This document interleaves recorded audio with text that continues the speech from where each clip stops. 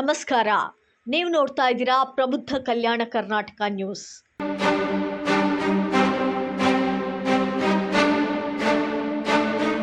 ವಿಜಯಪುರದಲ್ಲಿ ಕಾಂಗ್ರೆಸ್ ಸರ್ಕಾರದ ವಿರುದ್ಧ ಬಿಜೆಪಿ ಎಸ್ಟಿ ಮೋರ್ಚಾ ತೀವ್ರ ವಾಗ್ದಾಳಿ ನಡೆಸಿದೆ.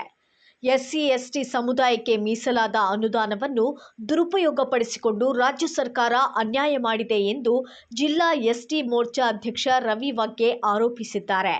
ಈ ಕುರಿತ ಸಂಪೂರ್ಣ ವರದಿ ಇಲ್ಲಿದೆ.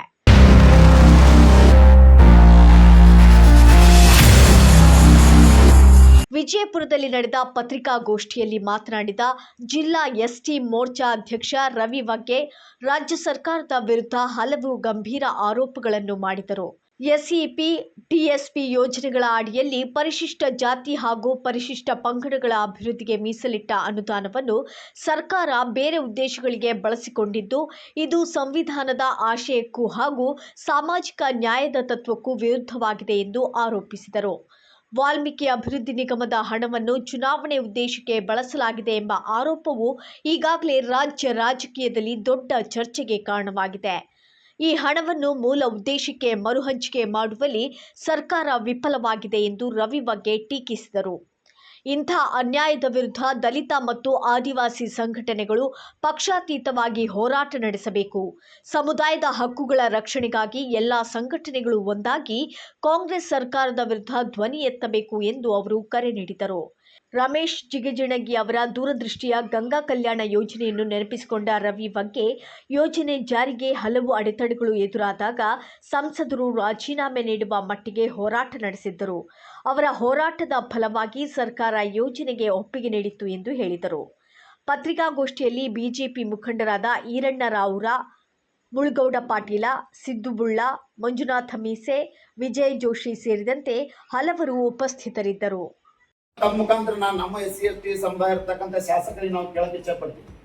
ನೀವು ಸ್ವಲ್ಪ ಏನೋ ಸಣ್ಣ ವಿಷಯ ಆದ್ರೆ ನೀವು ಎದ್ದು ನಿಂತು ದೊಡ್ಡ ದೊಡ್ಡ ಭಾಷಣ ಮಾಡೋರು ನೀವು ನಮ್ಮ ಸಚಿವರು ಶಾಸಕರುಗಳು. ಇಷ್ಟು ನಮ್ಮ ಸಮುದಾಯಗಳಿಗೆ ರಿಸರ್ವೇಶನ್ ಅಲ್ಲಿ ಕಟ್ ಮಾಡಿದ್ರಿ, ಅಭಿವೃದ್ಧಿ ಬರ್ತಕ್ಕಂಥ ಹಣ ಕಟ್ ಮಾಡಿದ್ರಿ, ವಾಲ್ಮೀಕಿ ನಿಗಮದಲ್ಲಿ ಇರ್ತಕ್ಕಂಥ ಹಣ ಕಟ್ ಮಾಡಿದ್ರಿ. ನೀವು ಒಬ್ಬರು ಸಹಿತ ಈ ಕಾಂಗ್ರೆಸ್ ಸರ್ಕಾರ ಪ್ರಶ್ನೆ ಮಾಡೋ ಕೆಲಸ ನೀವು ಮಾಡೋದಿಲ್ಲ. ಯಾಕೆ ಮಾಡೋದಿಲ್ಲ? ಯಾಕಂದ್ರೆ ನಿಮ್ ಜೊತೆಗೆ ಬಿಟ್ಟು ನಮ್ಮ ಸಂಘಟನೆಗಳನ್ನ ನಾವು ಇವತ್ತಿನ ದಿನ ನಾವು ಮನವಿ ಮಾಡ್ಕೋತೀವಿ. ನಮ್ಮ SC/ST ಸಮುದಾಯದ ನಮ್ಮ ಸಂಘಟನೆಗಳದಾರ.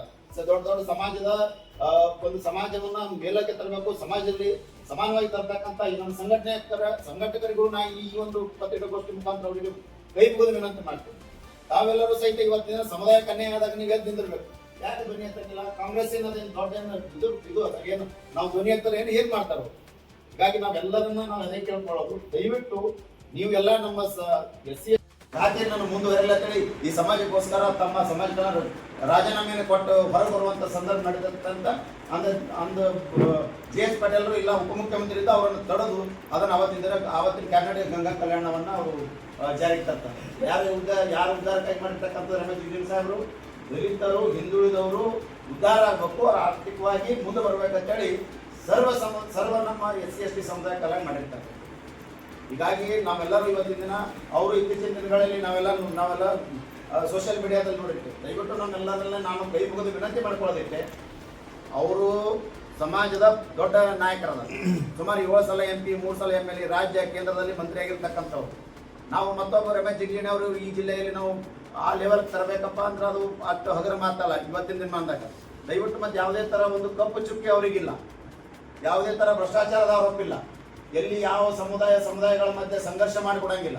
ಎಲ್ಲ ಮೇಲ್ವರ್ಗ ಕೆಳವರ್ಗ ಎಲ್ಲರನ್ನ ತಮ್ಮ ಕುಟುಂಬದ ಒಬ್ಬ ಸದಸ್ಯರಂತೆ ಅವರು ಎಲ್ಲರನ್ನ ಕರ್ಕೊಂಡು ಈ ಜಿಲ್ಲೆಯಲ್ಲಿ ಹೋಗ್ತಿರ್ತಕ್ಕಂಥ ನಾವೆಲ್ಲ ನೋಡಿರ್ತಕ್ಕಂಥ ಒಂದು ವಾಲ್ಮೀಕಿ ನಿಗಮ ಸೂರತ್ 187 ಕೋಟಿಗಿಂತ ಅಧಿಕ ಹಣವನ್ನ ನೇರವಾಗಿ ಇವರು ಬೇರೆಗೆ ಒಂದು ಪ್ರೈವೇಟ್ ಹಾಕುವ ಮುಖಾಂತರ ಅದನ್ನು ಸಹಿತ ಇವರು ದುಡ್ಡು ತೆಗೆದು ST ಸಮುದಾಯಕ್ಕೆ ಒಂದು ದೊಡ್ಡ ಪಟ್ಟಿ ಕೊಟ್ಟಿರ್ತಕ್ಕಂಥದ್ದು. ಇದು ಬಹುಶಃ ನಾವು ಸಮುದಾಯದ ಬಹಳ ಸೂಕ್ಷ್ಮ ವಿಚಾರ ಹೇಳ್ತೀವಿ, ಅದನ್ನ ಧ್ವನಿ ಎತ್ತುವ ಕೆಲಸ ಮಾಡಿ ಇಡೀ SC/ST OBC ಸಮುದಾಯವನ್ನ ಸಮಾಜದ ಮುನ್ನೆಲೆಗೆ ತಂದು ಸಾಮಾಜಿಕ ನ್ಯಾಯದಲ್ಲಿ ಅವರು ಬರುವಂತ ಕೆಲಸ ನಾವಂತೂ ಹೋರಾಟ ಮಾಡಲಿರ್ತೀವಿ. ನೀವು ಸಂಘಟನೆಯವರು ಕೂಡಿ ಮಾಡೋಣ ಅನ್ನುವಂತ ಮಾತನ್ನ ಈ ಸಂದರ್ಭದಲ್ಲಿ ಹೇಳಿ